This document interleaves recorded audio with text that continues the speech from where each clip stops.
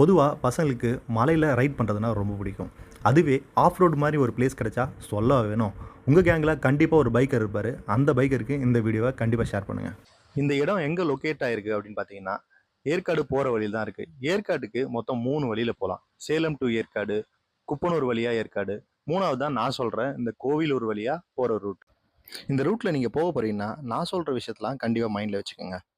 இந்த ட்ராவலோட டிஸ்டன்ஸ் வெறும் ஒரு 10 கிலோமீட்டர்ஸ் தான். ஆனால் நீங்கள் பிகினர் லெவல் ரைடராக இருந்தீங்கன்னா இதுவே ஒரு சேலஞ்சிங்காக இருக்கும். இதில் நீங்கள் ட்ராவல் பண்ணும்போது உங்களோட பைக்கோட கிரவுண்ட் கிளியரன்ஸ் கொஞ்சம் அதிகமாக இருக்கிற மாதிரி பார்த்துக்கோங்க. அதுக்கப்புறம் இந்த ரோட்டில் கண்டிப்பாக நைட் ட்ரைவை அவாய்ட் பண்ணிவிடுங்க. ஏன்னா எமர்ஜென்சி டைமில் ஹெல்ப்னு கூப்பிட்டா கூட யாரும் வரமாட்டாங்க.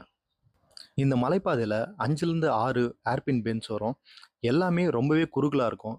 இன்கேஸ் ஸ்லிப் ஆகிடுச்சு அப்படின்னா நீங்கள் ஒரு 20 அடி பள்ளத்தில் விழுற சான்ஸ் தான் இருக்கும். இந்த பிளேஸை நாங்கள் எப்படி கண்டுபிடிச்சோம் அப்படின்னா, ஆக்சுவலாக நாங்கள் கண்டுபிடிக்கல, இவர் காமிச்ச வழியில் தான் வந்தோம். நான் எங்கு போனாலும் பொத்தி கொண்டு பேசாமலே பின்னால் வருவீர்களா?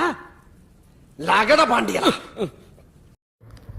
என்னதான் இந்த மலைப்பாதை நமக்கு 1000 கஷ்டங்கள் கொடுத்தாலும், ஆனால் இங்கே கிடைக்கிற வியூவும், இங்கே கத்துற மயில்களோட அலறல் சத்தமும், அதுக்கப்புறம் இங்கே இருக்கிற சுத்தமான காற்றும் வேறு எங்கேயுமே கிடைக்காது. நீங்கள் லைஃப் டைமில் கண்டிப்பாக ஒரு பைக்கராக இருந்தீங்கன்னா இந்த ரோட்டை எக்ஸ்பீரியன்ஸ் பண்ணி பாருங்கள்.